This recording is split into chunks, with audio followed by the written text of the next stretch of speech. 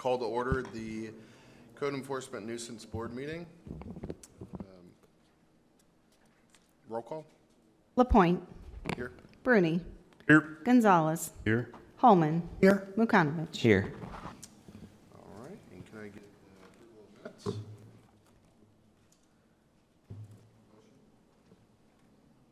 Motion approved minutes. Second. Point. Holman. Roll call. LaPointe. Yes. Bruni. Yes. Gonzalez. Yes. Holman. Yes. Mukanovich. All right, if I can get the staff to stand up and be sworn in. Do you swear to tell the truth, the whole truth, and nothing but the truth to help you God? All right. Madam Clerk? Agenda item 2026-30 is for the Bowling Green Police. This is a parking citation, citation BG 126851 for the property located at 5204 Bakers Spring Street. The respondent is Marlo and Brian Williams, and the officer is E.J. Smith.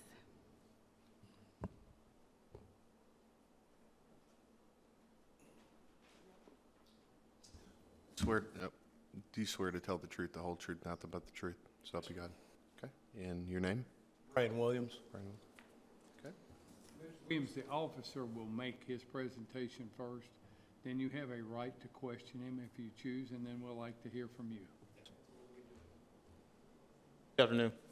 On July 6th, I was informed by Bowling Green Police Department supervisors that we have received multiple complaints out on Baker Spring Street of 18-wheelers parking in the public roadway, stopping traffic, stuff like that. Was informed that they have been asked to move before, and they have not been moved, and they just wanting an officer to go out there and make contact, and because it's against city ordinance. From when I made contact out there, I spotted two 18-wheelers that was parked in the roadway against city ordinance, and I made contact by knocking on doors because you couldn't tell who was the owner of the 18-wheelers, of course, because it's important apartment complexes. So I started knocking on doors, met those two at the residence. He said that was his 18-wheeler. I explained to him the reason why I was there and that I would be issuing a citation against the city ordinance due to multiple complaints. I then went to the next 18-wheeler and then knocked on multiple residences there and made contact with Sky Property to identify the driver of that 18-wheeler as well, and then left a city ordinance parking citation on that other 18-wheeler as well. Welcome to ask him any questions or make any statements you want, sir. You had mentioned that they'd received multiple calls. Yes, sir. And that we had been asked to move the vehicles. Yes, sir. In the year that I've been living at 5204 Baker Spring Street, no one from your offices or the police department has ever left a notice, a citation, or knocked on my door to find out who parks that truck there. I don't know if I'm the one that was called on, because the other driver down the street, we have noticed he parks opposite on the street, facing the wrong way, which could have been. I've got no problem with not being able to park there, but for the year that I've been in Bowling Green, I've always parked there. It's right out in front of my house. It's secure for me to park, whether my trailer's loaded or not. When I come home, I'm usually home on the weekends. I come in on a Friday evening and leave on a Monday morning. I happen to be in town. My wife had a doctor's appointment, so I was a day over. You knocked on the door. That's the first that I've ever heard of the city ordinance that I couldn't park on a public street. If I may, my name is Marlo Williams. Ma'am, if you can step to the mic and I'll swear you in. Do you swear to tell the truth, the whole truth, and nothing but the truth, so help you God? And state your name again, please. Marlo Williams. And pull the mic over to your, there you go, thank you. Sorry, I wear 2 hearing aids, so this Okay. is causing some feedback. I have a current picture of a driver on Baker Spring Street who is parked facing the wrong direction. I'm assuming that the officer was called because of this gentleman, and he's been doing that repeatedly. I had cancer surgery in December. Brian has been home during my recovery and during the surgery. We've lived at this apartment now for a year. We've never once had a complaint, and I'm assuming it's because Brian also makes sure that he parks properly. I also have a CDL, I'm also a driver. We don't block the driveways. We don't block fire hydrants, I should say. He doesn't, because I'm currently not able to drive due to medical reasons. The other drivers further down the road, which you have seen, they park. However, the thing that concerns me is we've never been notified that this was a violation. We never even knew.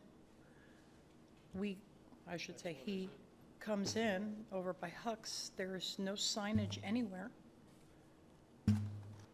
How are we supposed to know? How was he supposed to know? I'm sorry. I stand corrected on that. I'm a little confused. How are residents supposed to know when nothing is posted?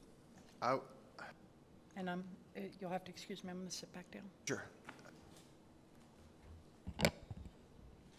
I wish I had an answer for you. I would say since there's two of you, maybe one got notified. I don't have an answer for you on why. When I spoke to Officer Smith, and, you know, it was addressed to him that that's the first time anybody's ever said anything to me, and he's like, well, I can't not give you a ticket and give him one. I understand that. Sure. But there is a discrepancy in your ticket, Officer Smith. My truck is registered in the state of Iowa. On the ticket, it says I'm registered in the state of Kentucky. The permanent Iowa vanity plate is the trailer with a permanent registration. You know, I understand that now that I know, I'm not supposed to park there other than 30 minutes. And that's, for me, it's in and out, according to loading zones that you discussed with me. You know. Yeah. And then, So with it being that the ticket showing parking prohibited, it wasn't that that you can't park a car there, it's just you can't park a semi, correct? Yes, sir. described to me, was anything over 20 feet? Yes, sir. Just, that's the same one we was reading today. I was at your house, is the one up on the screen.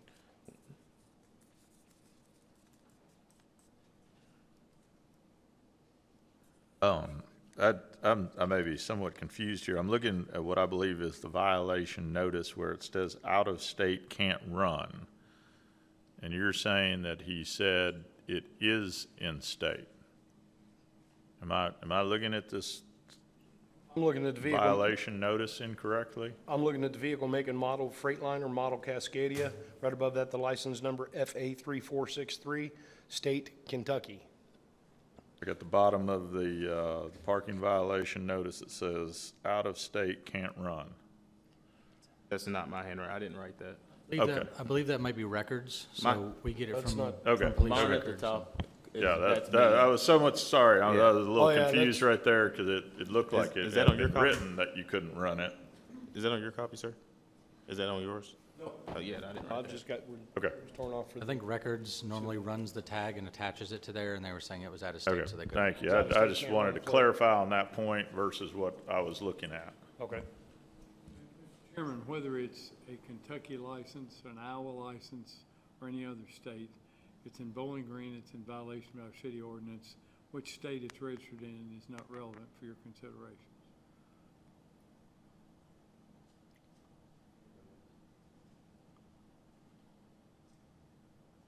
I'll make a motion to uphold the citation but waive the fine in the amount of $25.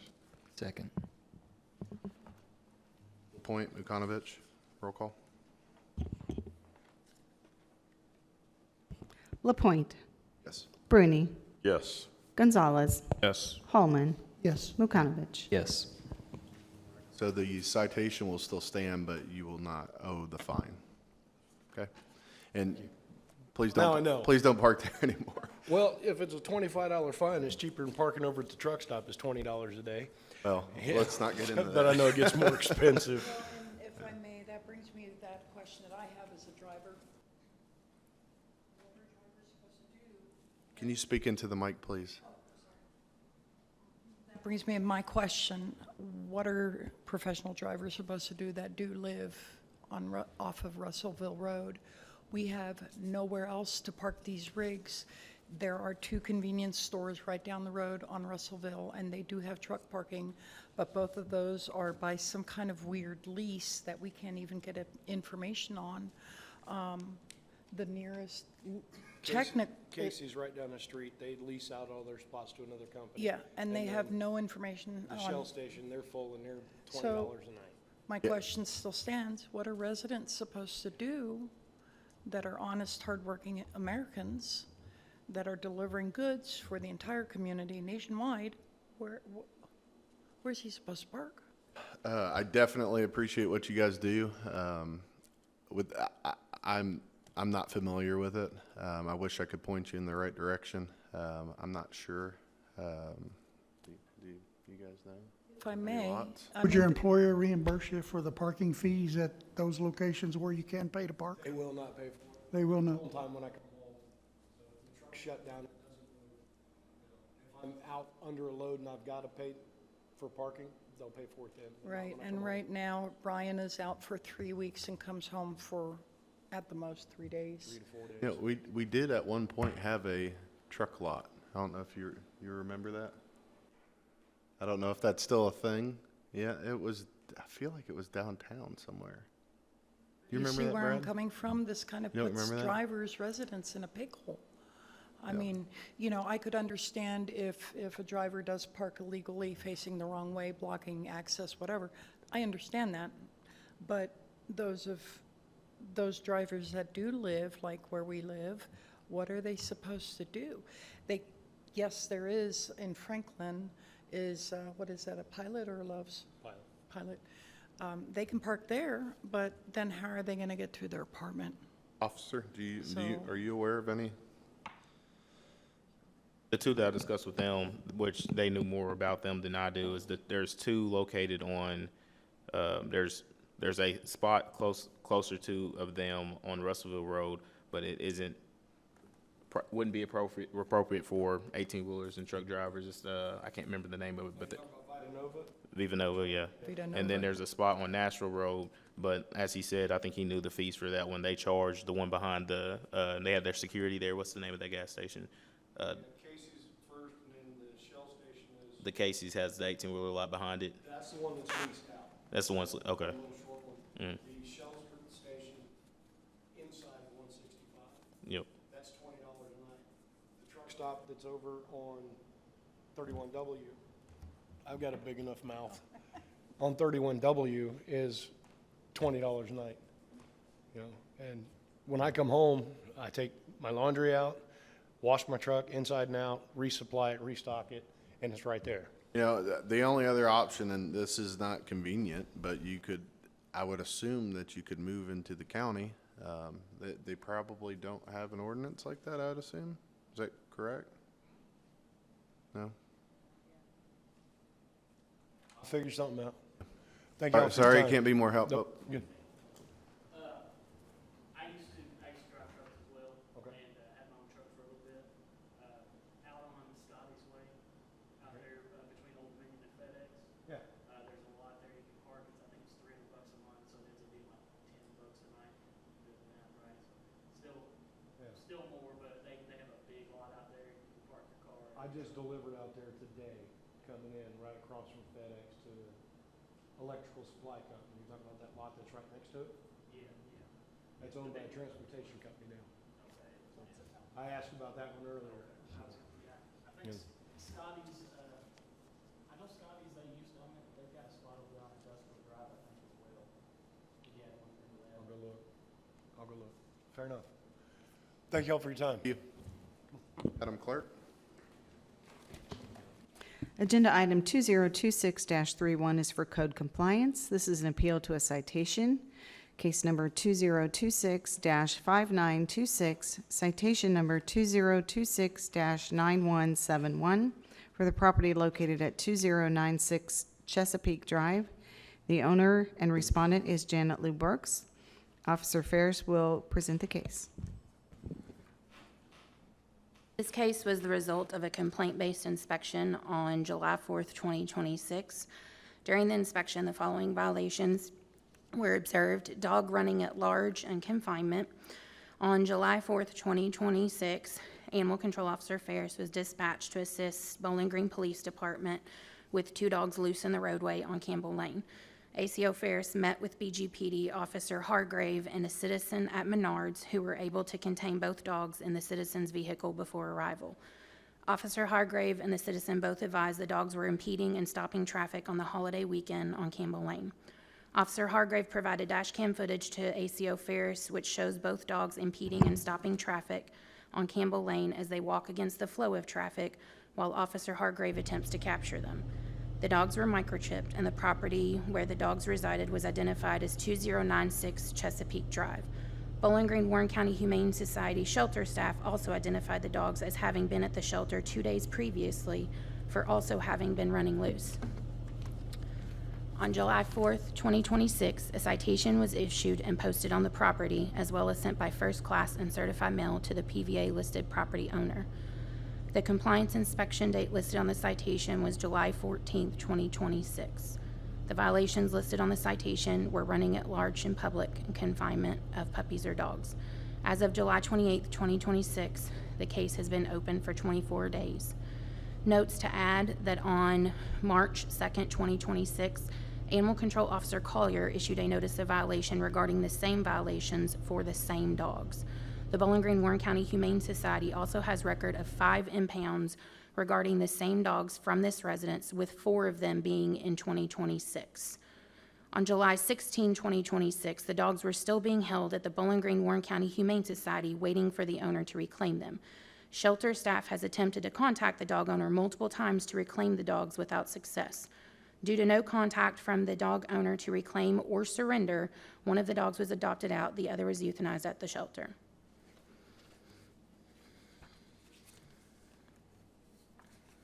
Ma'am?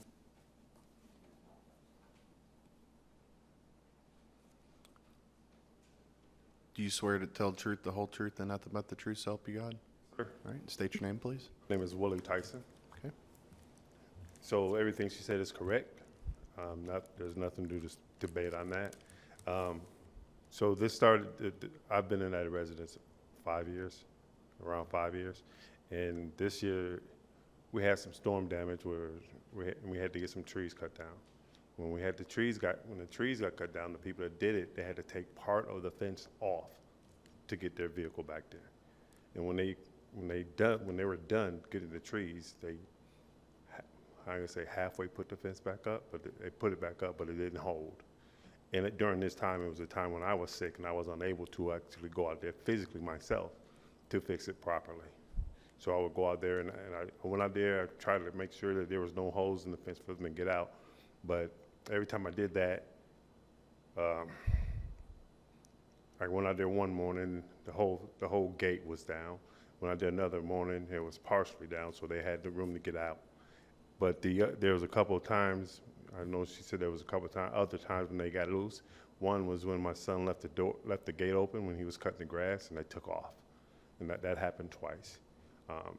Then we had a storm one night, and the fence was knocked down, and they got out also. So it's not like we were letting them out intentionally. They were just escaping through the bad fencing. And that fence has recently been repaired. Miss Janet, she has something to say about it. But the fence has been repaired. And for me, they say they try to contact me. I told them that it's better for me to not have the dogs right now, because during that time I've been sick, haven't been able to properly give them the attention they need, and it's better for me to be without the pets right now. All right. Ma'am, do you have something you wanted to say? Well, I'm gonna go ahead and swear you in. Okay, sure. You swear to tell the truth, the whole truth, and nothing but the truth, so help you God? I do. All right, and state your name, please. Janet Burks. Okay, I had some things written down to say that Willie has lived in my house for the last 5 years, a rental house that I own on 2096 Chesapeake. You know, I guess I got these letters. I sure don't recall getting any letters until this last citation where there was the monetary fee. And I guess I'm not going to say what I had to say because it looks like it's all been pretty much explained. But what it was, like he said, the weather had pretty much knocked down a big tree. I had it removed. And went over there when it was being done to pay, of course, and everything. And Willie and a neighbor were working on the fence. So I just assumed the fence, you know, was being repaired for the dogs and so on. I don't go over there to collect the rent because Mr. Tyson just always brings it to me. So I didn't realize how bad the fence was until I got this citation, which, like I said, I don't remember getting any others. I'm not saying I didn't, I just said I don't recall, and kind of looked back at my records and didn't see anything. But so since then, two fellas, Matt Logic and Billy Lindsay, have gone over and repaired the fence. So, you know, any dogs should be able to stay in there now. But I know Willie said he was going to give his dogs away, which he did, because when I've been over there, there hasn't been any dogs. So I think he's taken care of the problem. I don't know if you've got any questions to ask me or whatever. I didn't think Willie would stand up, would come. I'm glad he did. But I just felt like he's been a really, really good renter. And I know he has been sick, has had some kidney issues. So he and the fella up the street, whose name I don't know, but I think he's Steve, were attempting to fix the fence, and then he said he just didn't feel like finishing the job.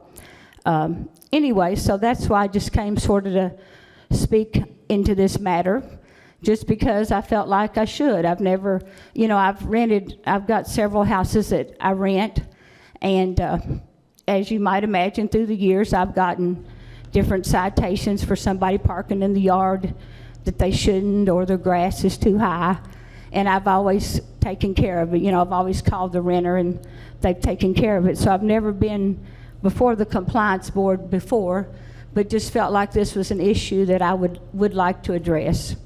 So that's what I have to say, I guess. If anybody's got any questions, I'd love to answer them. So. Thank you. Mm-hmm. I guess I have a question. If you could clarify, you indicated he solved the problem, but it looks to me like the community solved the problem. Which is which? What I have been informed of is that the shelter staff attempted to reach out multiple times to even just talk to him on the phone and get information on if he was going to surrender the dogs or going to reclaim them.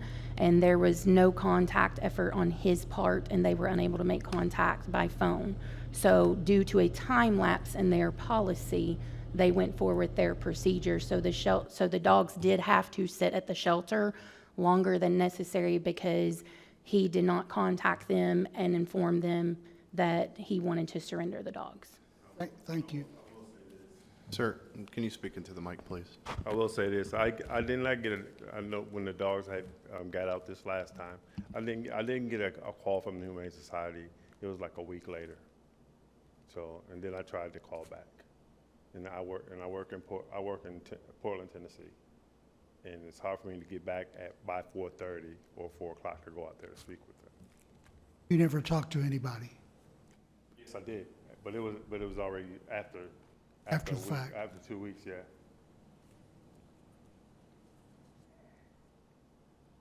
What was the reasoning that they euthanized the animal? What they had told me is that one was a German Shepherd and one was a Chihuahua. And what I had been informed of is that the German Shepherd's behavior was not very people-friendly when he was away from the Chihuahua. Dogs, especially the German, you should have been more afraid of the Chihuahua than the German Shepherd, because the German Shepherd, he's just a big baby. He's never been aggressive towards anyone. He's never.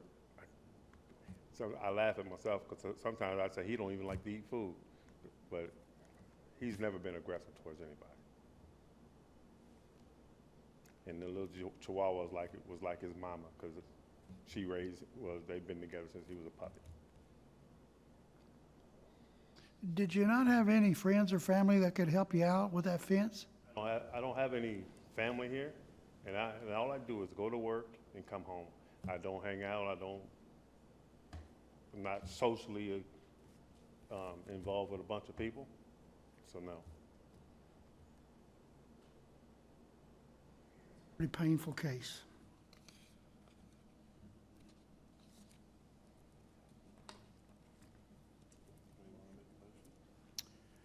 I make a motion to uphold the citation and fine in the amount of $181.04. Second. Roll call.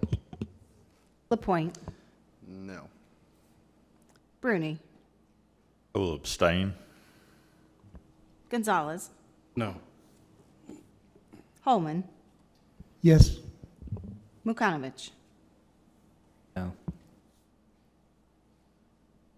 I will make a motion to uphold the citation but waive the fine in the amount of $181.04. Second. Lapointe, Gonzalez, roll call. Lapointe, Yes. Bruni, I will abstain. Gonzalez, Yes. Holman, Yes. Mukanovich. Yes. All right, so the citation will stand, but the fine will be waived. Okay. All right, thank you. All right.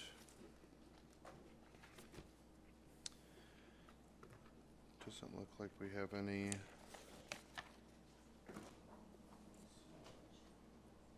old business. I'll make a motion to adjourn. Second. Lapointe, Mukanovich, roll call. Lapointe, Yes. Bruni, Yes. Gonzalez, Yes. Holman, Yes. Mukanovich. Yes. Hey, guys.